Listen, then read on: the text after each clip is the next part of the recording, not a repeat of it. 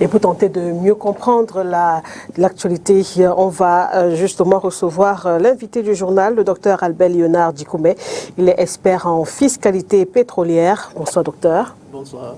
Alors, vous l'avez écouté, hein, le chef de l'État a annoncé donc la baisse de la subvention de l'État pour les produits pétroliers qui s'élevait à 1000 milliards de francs CFA en 2022 et réduite à environ 640 milliards de francs CFA en 2023. Alors, l'État a-t-il des leviers sur lesquels il va s'appuyer ou doit-on craindre une hausse du prix du carburant, docteur? Oui, merci de me donner la parole à ce sujet. Disons que la première réaction, s'il faut réduire la subvention, ce serait effectivement de relever les prix à la pompe. Mais comme on a vu, on a pu le suivre auprès d'un certain nombre de consommateurs, il y a plusieurs autres moyens pour que la subvention soit réduite et que les prix à la pompe ne suivent pas cette hausse. Donc je l'ai souvent dit, il y a un certain nombre de postes de la structure des prix qui nécessitent d'être revus. Je l'ai dit depuis plusieurs années. Certains ont déjà connu un début de révision, comme par exemple la TVA sur le pétrole lampant, parce que le pétrole lampant et le gaz butane sont, d'après l'ordonnance de 1994 qui organise la fiscalité des produits pétroliers, des produits de biens de première nécessité, qui sont donc exonérés de TVA, de droits de douane. Pendant longtemps, ces produits ont supporté la TVA, le droit de douane. Depuis à peu près 2 ans, la fiscalité interne gérée par la Direction générale des impôts est revenue là-dessus et a ôté donc la TVA sur ces produits. Par contre, les droits de douane continuent de plomber ces produits-là. Parce que contrairement à cette ordonnance, il y a, lors de la révision de la fiscalité douanière en 2018, on a réintroduit encore le droit de douane sur le pétrole lampant, sur le gaz butane, ce qui a un impact sur le manque à gagner, qui est donc appelé subvention de l'État sur les produits pétroliers. En dehors de certains, il y a ces produits-là, ces éléments qui relèvent de la fiscalité, qui ne sont pas nombreux, contrairement à ce que certains pensent. Ce n'est pas forcément la fiscalité qu'il faut réduire.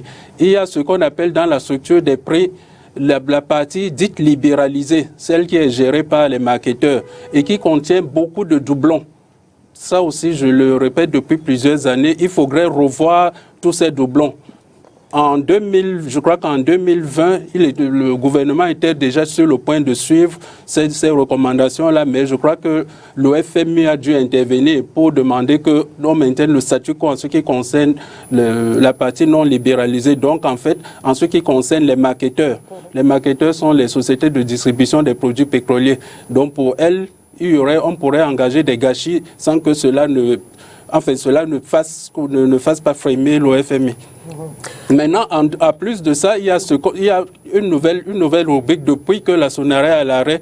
On peut dire que c'est le minier qui organise l'importation des produits pétroliers. Et là, dans la structure des prix, on retrouve ce qu'on appelle la prime trader. Cette prime trader, elle est encore énorme. C'est vrai que le minier a l'habitude de dire que depuis qu'elle organise cette importation de produits pétroliers, l'État a fait beaucoup d'économies, mais je crois que le minier prend pour point de repère une mauvaise période. Parce que le point de repère du minier, c'est certainement 2017-2018, là où les opérations se passaient très très mal à la SONARA. Le minier devrait prendre pour point de repère ce qui s'est fait par exemple en 2010-2011. Pour voir si effectivement cette prime trader est acceptable. Et quand on fait cette comparaison, on peut dire sans embâche que la prime trader est encore très élevée. Donc en touchant ces divers éléments, on peut bien arriver à réduire la subvention sur les produits pétroliers sans avoir à augmenter le prix de ces produits à la pompe. Alors est-ce qu'il faut craindre une inflation, selon vous? Ah oui, ça, parce que en 2022, on a eu un long débat en 2022 lorsqu'on parlait d'augmenter les prix des produits à la pompe. J'étais parmi ceux qui disaient qu'on pourrait avoir une inflation à 10 chiffres si on avait suivi entièrement, à 2 chiffres je veux dire, si on avait suivi entièrement les recommandations du FMI. Bon, heureusement, le président de la République a fait une augmentation partielle. Il n'a pas fait l'augmentation telle que préconisée par le FMI. Mais on est quand même arrivé à une inflation en fin d'exercice de 5,5.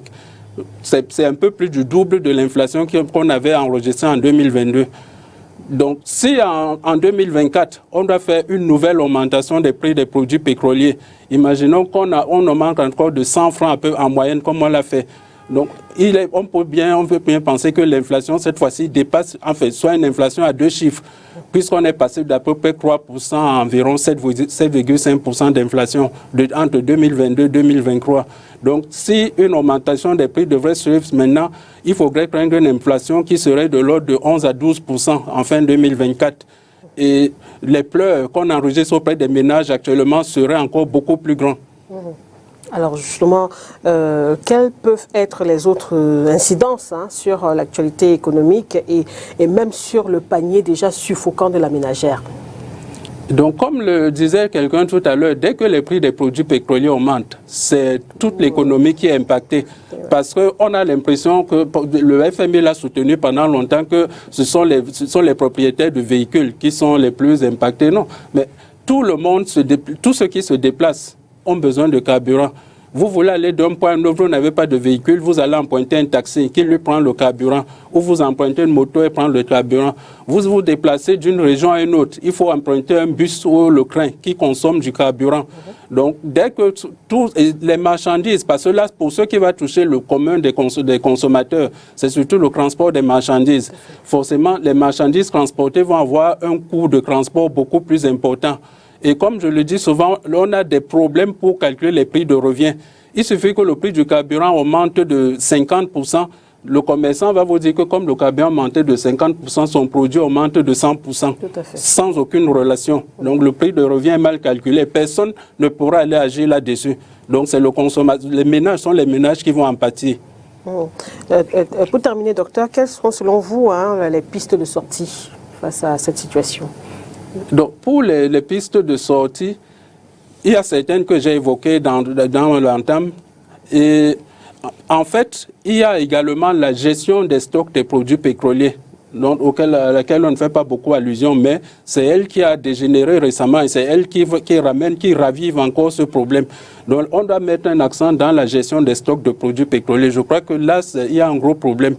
Parce que si on prend le texte qui réglemente cette gestion et son contrôle, le contrôle et la gestion sont mis à la charge de la SCDP et du minier.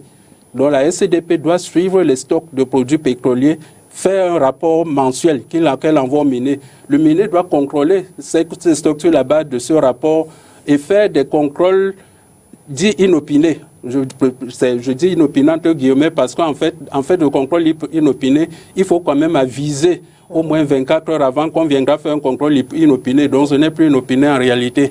Mais ces contrôles ne semblent pas avoir été faits régulièrement. Sinon, on n'arriverait pas à ce genre de situation. Puisque le stock outil des marketeurs devrait représenter à peu près 15 jours de consommation. Et dernièrement, on nous disait qu'il y avait un problème de 4 jours de retard. Donc 4 jours sur 15, ça ne justifierait pas qu'il y ait ce genre de rupture. Et quand il y a ces ruptures, ça augmente, ça donne des arguments pour relever les prix. Et quand chaque fois qu'on relève les prix, c'est la subvention qui est touchée, qui va être relevée.